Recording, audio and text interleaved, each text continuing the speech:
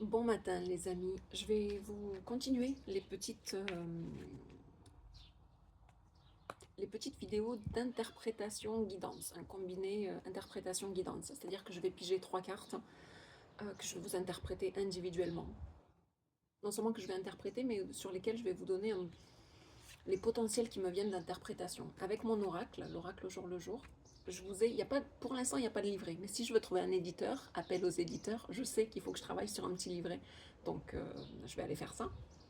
Mais en attendant, l'oracle il vient avec une carte explicative avec donc chaque numéro de carte vous offre trois potentiels d'interprétation.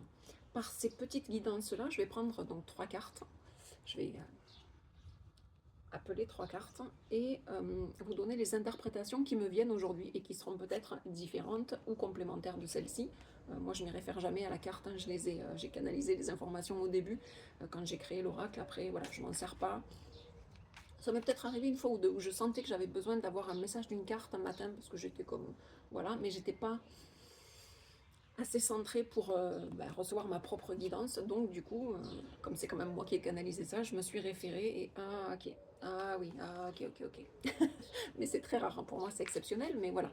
Si au début ça vous sert de canne, de petite béquille pour commencer, c'est très bien.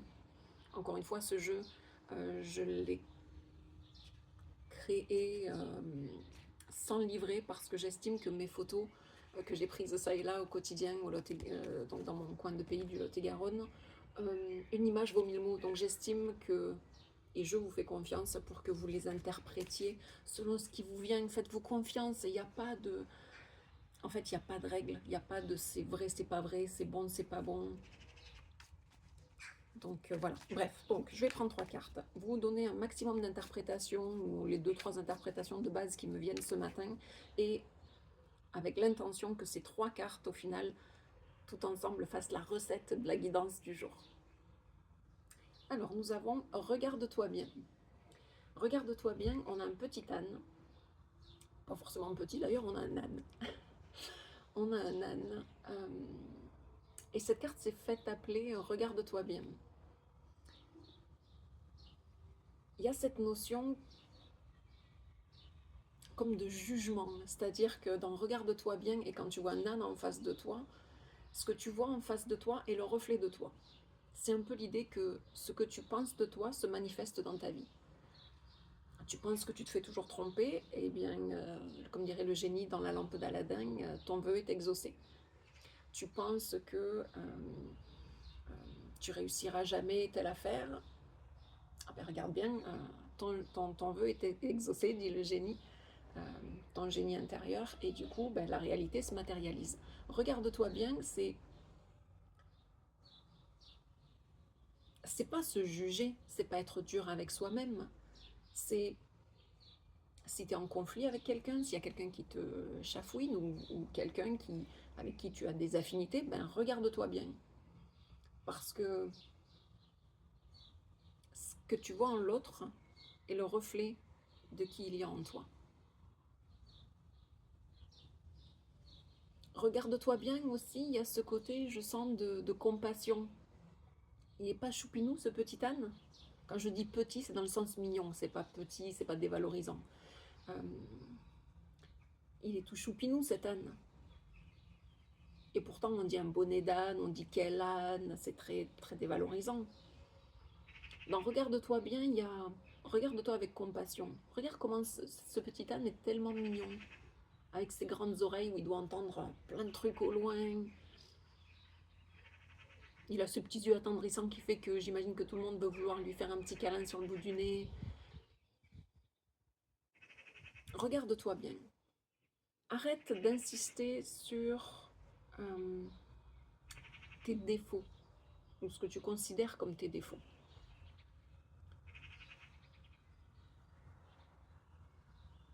Regarde aussi toutes les belles qualités que tu as, même si tu penses que tu es un âne ou si les autres te font refléter que tu es un âne. Et en même temps, pourquoi les autres te font refléter que tu es un âne, entre guillemets? Parce que tu penses que tu es un âne. Donc on en revient à cette notion de miroir, de ce que tu penses de toi, ce que tu émanes, les croyances que tu as se reflètent à l'extérieur. mais j'ai une notion de beaucoup de douceur et de compassion envers soi-même. Ok? Tellement beau ce petit thème. Je sais très bien que je l'ai pris en photo.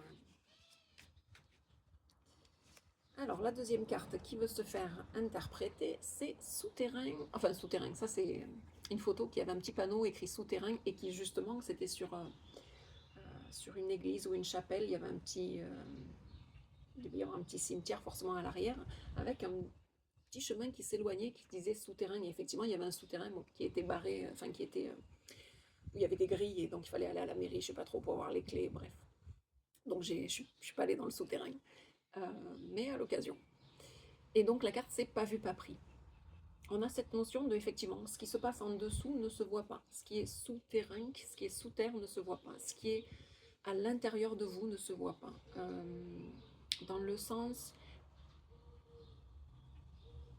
alors soit la guidance, si vous pigez cette carte, peut-être que vous avez un projet et on vous conseille de le garder pas vu, pas pris, de ne pas en parler. Il y a ce côté quand on a une... On dit souvent pour vivre heureux, vivons cachés. C'est un peu cette carte-là. Vous avez un beau projet, mais il n'est pas encore réalisé. Vous en êtes aux bases, à la construction, ou peut-être même juste au frémissement, à la première étincelle d'idée de création. N'en parlez pas. Pas vu, pas pris. Comme ça, on ne te piquera pas l'idée et où on ne viendra pas faire avorter ton projet. Ou voilà. Après, selon les cartes qu'il y a autour, selon votre question de base, selon l'orientation de la question, il y a... mince, qu'est-ce qui m'est venu? Il y a cette notion que si tu ne te fais pas voir ou si ton projet n'est pas vu, il ne sera pas pris, dans le sens il ne sera pas... ben c'est un peu dans l'idée de mon oracle. Si je ne le montre pas, s'il n'est pas vu, il ne sera pas pris dans le sens je vais te le prendre, je vais te l'acheter. Donc ça peut être la guidance de cache-toi ou la guidance de bah, si tu te caches, tu ne seras pas vu, tu ne seras pas pris. Alors, il y a cette notion de ménager la chèvre et le chou, c'est-à-dire qu'on ne peut pas, euh, j'ai envie de dire être et avoir été, on ne peut pas, euh, enfin on ne peut pas. Il y a cette notion, à vous de voir si vous voulez rester caché, mais si vous recherchez une certaine visibilité sur un projet, dans une relation, par rapport à quelqu'un ou je ne sais trop, voilà.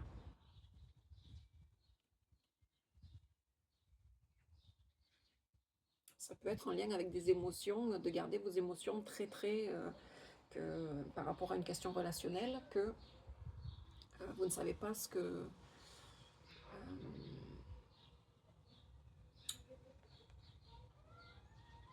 cette relation est très importante pour vous et du coup vous n'osez pas y aller, enfin ou quelqu'un qui vous intéresserait, enfin vous intéresserait dans le sens où vous sentez qu'il se passe quelque chose, euh, ou que c'est une relation qui marche déjà bien à titre, je vais dire par exemple amical, mais que vous développez en souterrain des émotions plus profondes, et il y a ce côté où ben non mais je vais pas lui dire ou lui faire ressentir ou lui faire savoir parce que pour ne pas perdre ce qu'il y a déjà. Donc il y a ce côté de garder en souterrain.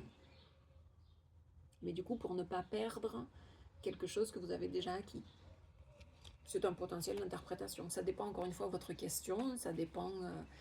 toutes les cartes sont à la fois positives et entre guillemets positives et entre guillemets négatives.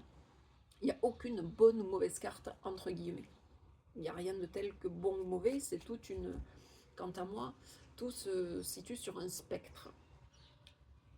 Du blanc au noir, on a toutes les teintes de gris, et toutes les cartes, quant à moi, ont ce spectre de blanc ou de...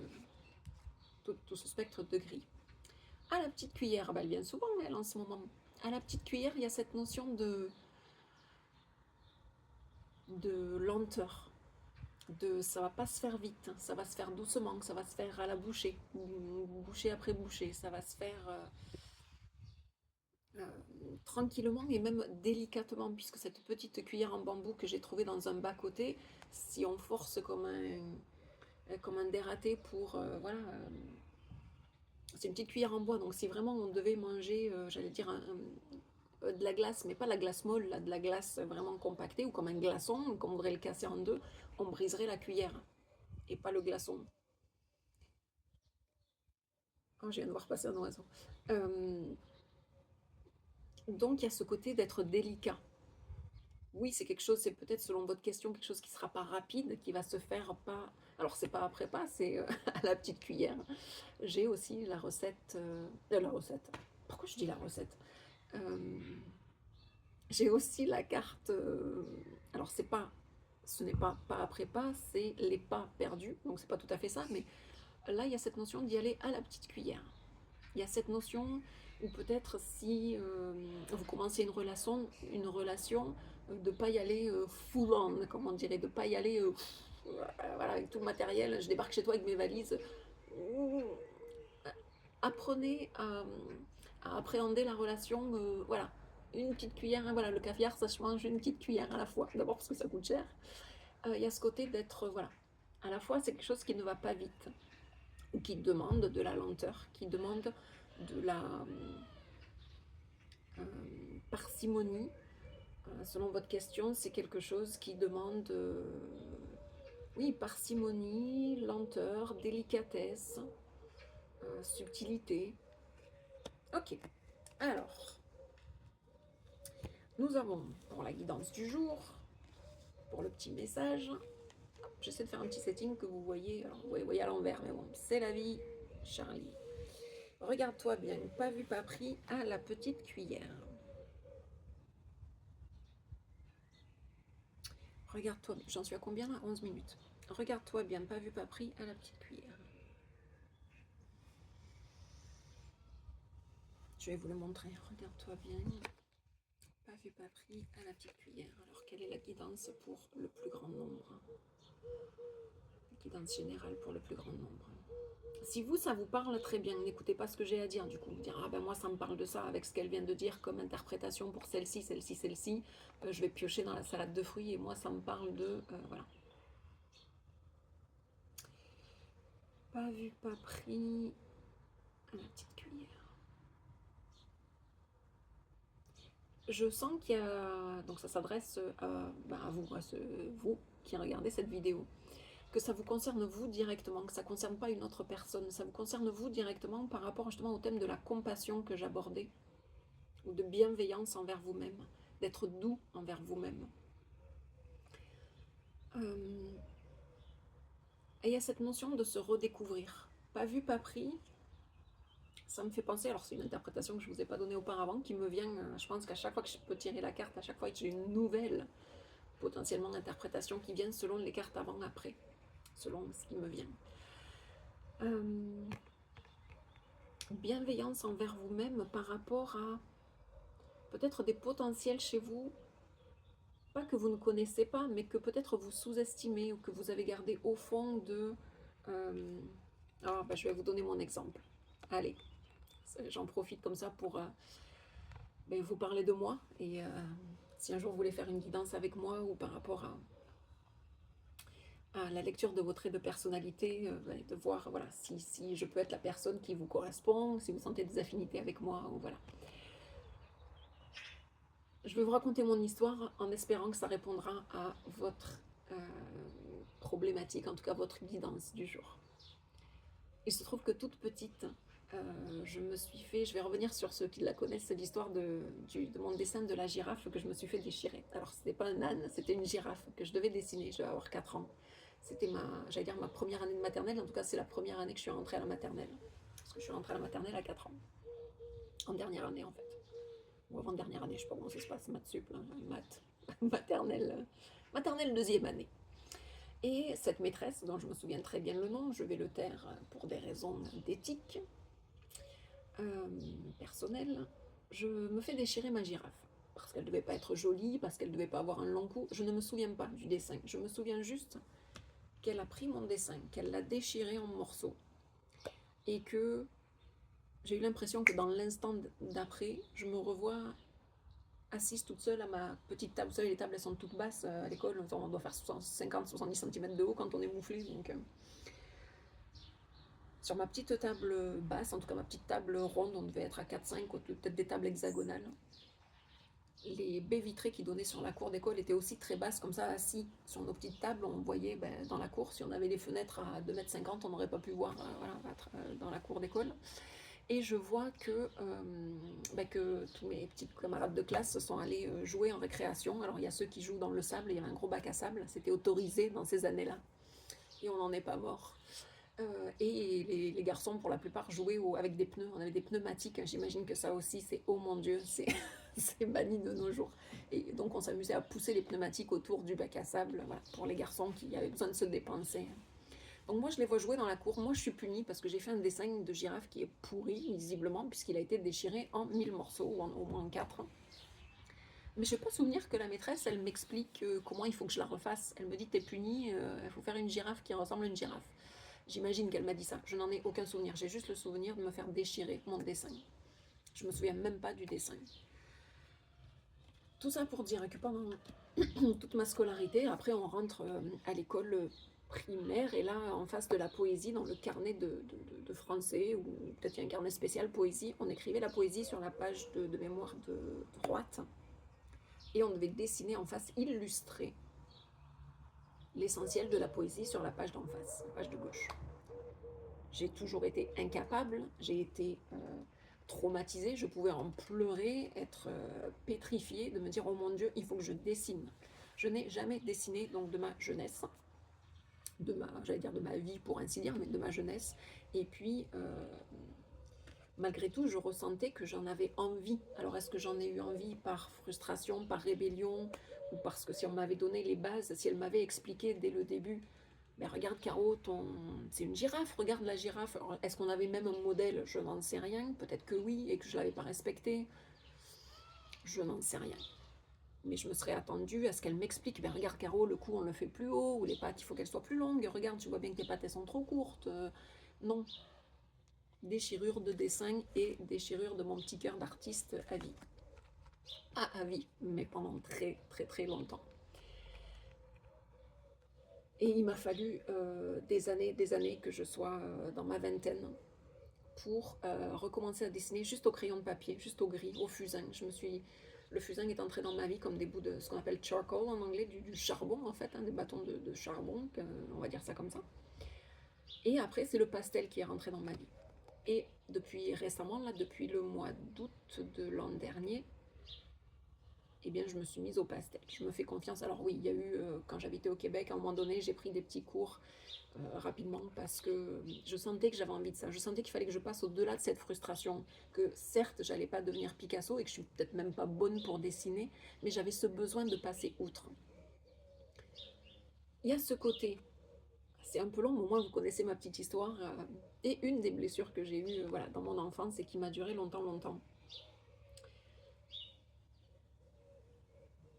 Il y a cette notion de regardez-vous avec bienveillance, peu importe les croyances qu'on vous a mis en tête, peu importe qu'on vous a dit t'es pas bon assis, tu seras jamais, je sais pas moi, quel que soit ce qui vous tenait à cœur et qu'on vous a déchiré à l'image de mon dessin, qu'on vous a sali, piétiné, ayez de la bienveillance envers vous-même par rapport à ça, par rapport à une qualité que vous avez en vous et qu'on vous a dit non, t'arrêtes pas de chouiner, t'es trop émotive. Peut-être que votre qualité, c'est justement votre émotivité, votre sensibilité. Donc regardez-vous, regarde-toi bien. Pas selon les regards des autres, selon les frustrations des autres, selon ce que les autres reportent sur vous aussi, hein, n'oubliez pas, ça marche dans les deux sens. Et par rapport à ces choses en vous, pas vu, pas pris, peut-être que vous n'osez pas mettre en avant le fait que vous aimez chanter puis vous avez une belle voix, que vous êtes hypersensible et que peut-être vous captez des choses, peut-être que vous aussi vous tirez les cartes et que vous aimeriez faire ça peut-être de manière plus publique. Alors oui, je prends des références que je connais ou qui me parlent ou qui me viennent à l'esprit le plus facilement, mais peut-être que ça peut être que vous faites un métier qui était selon la famille ou selon les normes, ou parce qu'à un moment donné vous avez été vous êtes laissé influencer pour suivre tel cursus parce que ça fait bien d'avoir tel métier, et puis parce que oui vous aviez les capacités mentales ou pour faire ces études là, mais qu'au fond de vous il y a une passion, peut-être la marqueterie, peut-être je ne sais trop moi, écrire, peut-être être sportif de haut niveau, ou je ne sais trop, mais que vous avez laissé en souterrain, en dormance. Soit vous ne vous l'êtes jamais avoué, soit vous n'avez jamais osé, soit vous pensez justement parce que vous ne vous regardez pas avec les yeux de l'amour et de la compassion que vous en êtes capable. Et là, on vous dit, c'est la guidance du jour. Alors, ça aurait été un peu long, mais c'est comme ça. Les plus patients auront droit à la récompense. Le, on te dit, vas-y tranquillement, vas-y à la petite cuillère, vas-y avec délicatesse par rapport à ce projet qui est de cœur, qui est souterrain, que tu ne t'es pas jamais avoué, mais en tout cas, tu n'as jamais pensé que tu serais capable, que tu pourrais un jour, que... Sachez que tout vient à point, non seulement à qui c'est attendre, mais tout vient à point quand on arrive à cette... Ça prend de passer par des années et des années parfois de blessures, de garder ça en nous, jusqu'au jour où on se dit, bah, tu sais quoi, ça suffit. Mais pour ça, ça prend le temps que ça prend. Et on vit pas tous, on n'a pas tous le même tic-tac. On n'a pas tous les mêmes traits de personnalité qui fait que, bah, y a ceux qui vont dire, comment ça, je suis pas capable, je vais te montrer si je suis pas capable. Et puis il y a ceux à qui on va dire, t'es pas capable, qui vont dire, ah bah, je suis pas capable. Bah voilà, je vais pas le faire. Et puis, euh, et puis à un moment donné, ça revient parce que si c'est engrammé en vous d'avoir cette belle capacité de savoir chanter et d'aimer ça, c'est pas pour rien. La vie vous a pas donné des outils spéciaux à vous, une recette spéciale à vous, avec j'aime chanter mais je suis trop timide. Mais ça, c'est pas une dichotomie. Vous pouvez aimer chanter et être timide. Ça n'empêche pas que si c'est votre voix, eh bien peut-être que la leçon de vie, c'est laisse parler ton cœur. À un moment donné, tu vas être obligé d'aller chanter en public et tu es trop timide. Eh bien, ça fait aussi partie de tes leçons de vie. Il va falloir que tu prennes sur toi et que tu dépasses ça. Parce que qu'est-ce que... Alors là, je sors de la guidance et je sors mon visage d'archétype en énergétique chinoise et de traits de personnalité. C'est que derrière la timidité, derrière votre côté introverti, il y a le pendant qui existe. De, pas forcément que vous allez être extraverti, mais de ce besoin d'être en public, de ce besoin d'être extraverti, encore une fois, peut-être pas, mais... Et quelqu'un d'extraverti a forcément en lui le point... Vous savez, le symbole yin-yang, on porte en nous les deux facettes d'une même pièce. La timidité vient avec le côté comme ça plus extraverti. Donc c'est pas une dichotomie. Si vous aimez chanter mais que vous êtes timide, ça veut pas dire que ah oui j'aime chanter mais je peux pas parce que je dis pas que vous allez devenir chanteur parce que vous aimez chanter et que voilà.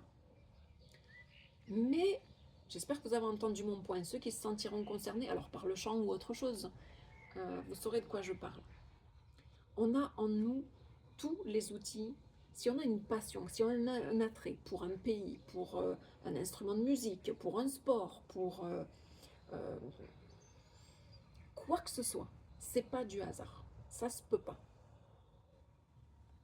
Je n'y crois pas. On va dire ça comme ça. Je n'y crois pas. Je ne crois pas que ce soit le hasard. Et même si vous êtes timide pour une activité qui demande de ne pas l'être, l'un, ça n'empêche rien. De l'autre côté de la timidité, il y a en vous ce truc qui fait que j'ai quand même envie d'y aller. Et à un moment de votre vie, je ne sais pas quand, ça dépend de vous, de votre profil, des blessures qu'il y a en vous, de l'amour que vous pouvez développer pour vous, de la confiance que vous pouvez développer pour vous, toujours avec bienveillance et avec, avec bienveillance.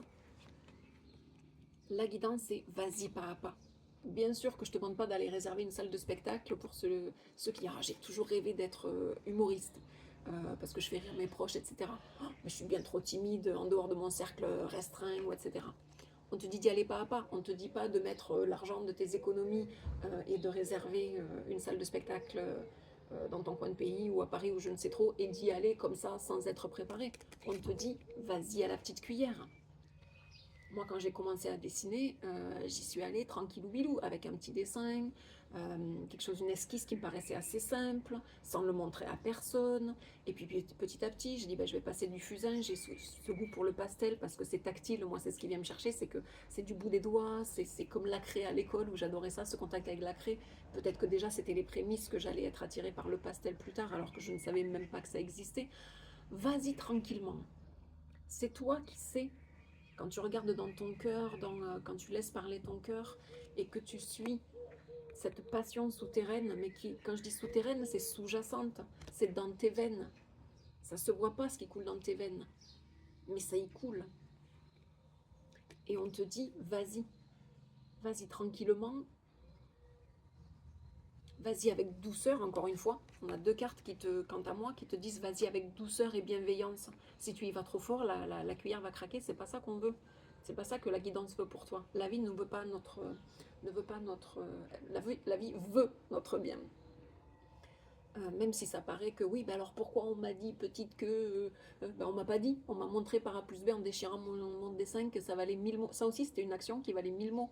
Ça veut dire quoi? T'es pourri en dessin, tu sauras jamais dessiner, ben apprends-moi, montre-moi. Mais moi j'ai pris ça comme monnaie compte, qu'on appelle ça, argent comptant. Que j'étais pas... Mais j'ai associé ça à je ne suis pas une artiste. Et pourtant, j'aimais chanter, j'ai toujours été fascinée par les chanteurs, j'ai toujours été fascinée par la photographie. Euh, mais je me suis toujours dit, oui, oui, mais je suis attirée par les artistes, mais je ne suis pas une artiste, je n'ai pas la fibre, je suis juste attirée par ce que les autres savent faire. Oui, mais il n'y a pas de fumée sans feu.